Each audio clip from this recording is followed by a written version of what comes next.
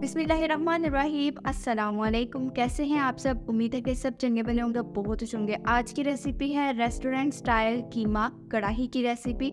बहुत ही इजी तरीके से बनाना सीखेंगे। जिनको कीमा बनाने में मुश्किल पेश आती है, स्मेल ख़त्म नहीं होती कीमे से, कीमा बनाना बहुत मुश्किल लगता है, उनके लिए आसान और इजी टिप्स एंड ट्रिक्स के साथ ये रेसिपी हाजिर है। तो चलिए इसको बनाना स्टार्ट करते हैं। सबसे पहले आधा कप घी को मैंने अच्छी तरह से गर्म कर लिया है। इसमें डालेंगे 1 खाने का चम्मच अदरक और लहसुन का पेस्ट।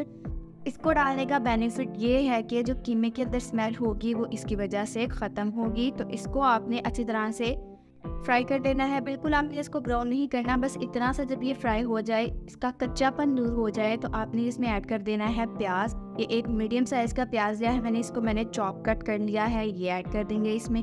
मैंने हाथ से चॉप कट किया है, आप मशीन की मदद से भी चॉप कर सकते हैं। अब हमने इसको पकाना है, तो पकाना इस हद तक है कि इसके ऊपर फुल ब्राउन कलर नहीं लेके आना। इसकी कंसिस्टेंसी आप चेक कर लीजिए। जब इतना सा ये ब्राउन हो जाए प्याज और लहसुन, तो फिर आपने इसके अंदर नेक्स्ट ऐड करना है गोश्त या फिर कीमा। तो यहाँ पे मैंने लिया है कीमा, आधा किलो बीफ कीमा है, यानी कि बड़ा गोश्त जिसको आप बोलते हैं, वो बड़ा कीमा है ये आप ऐड कर दें। ये हाथ का कीमा है, आप मशीन वाला कीमा भी इस्तेमाल कर सकते हैं। तो यहाँ पे अब हमने इसको इस हद तक पकाना है कि इसका कलर चेंज हो जाए। 5 से 6 मिनट लगेंगे इसको मीडियम फ्लेम पे इसका कलर चेंज होने में। तो यहाँ पे देखिए इसका अच्छी तरह से कलर जो है वो चेंज हो चुका है। अब प्याज और जो कीमा है ये पानी छोड़ेंगे और अपने ही पानी में पकेंगे। तो उसके लिए हमने इसको ढक के रख देना है तकरीबन आधे घंटे के लिए, बिल्कुल लो फ्लेम पे। तो आधे घंटे के बाद माशाल्लाह से देखिए जो कीमा है ये परफेक्टली पक चुका है। इसमें आपको वेट बिल्कुल भी लगवाने की ज़रूरत नहीं है। तो जो कीमा है ये बिल्कुल रेडी है। नेक्स्ट हम इसमें स्पाइसेस ऐड करेंगे। तो 1 खाने का चम्मच जाएगा खुश्क धनिया पाउडर, आधा खाने का चम्मच पिसी हुई लाल मिर्च, आधा खाने का चम्मच कुटी हुई लाल मिर्च, आधा चाय का चम्मच सफ़ेद ज़ीरा।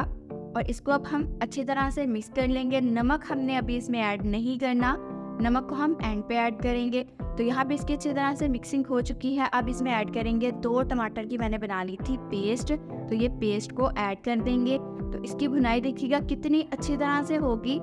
पोले पोले हाथों से आपने इसको अच्छी तरह से भून लेना है। इसकी बहुत अमेजिंग खुशबू आ रही है। तो यहाँ पे देखिए अच्छी तरह से कीमा जो है भुन चुका है, कीमे ने ऑयल को छोड़ दिया है।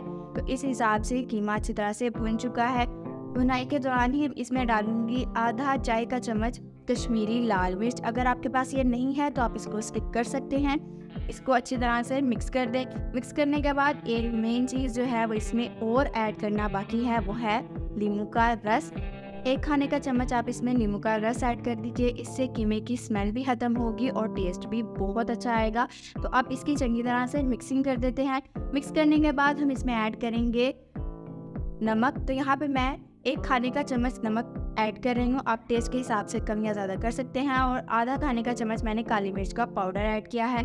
अब इसको चंगी तरह से मिक्स करते हैं और इसकी मज़ीद करते हैं भुनाई। कुछ लोगों की शिकायत रहती है कि कीमे के अंदर से स्मेल नहीं जाती, तो उसके लिए ट्रिक बताऊंगी आपको मैं। नींबू को छोटे छोटे पीसेज में कट कर लेना है छिलके के समेत और इसको अच्छी तरह से मिक्स कर देना है। 5 मिनट तक मीडियम फ्लेम पे पकाइए और इसकी स्मेल शर्तिया ख़त्म हो जाएगी।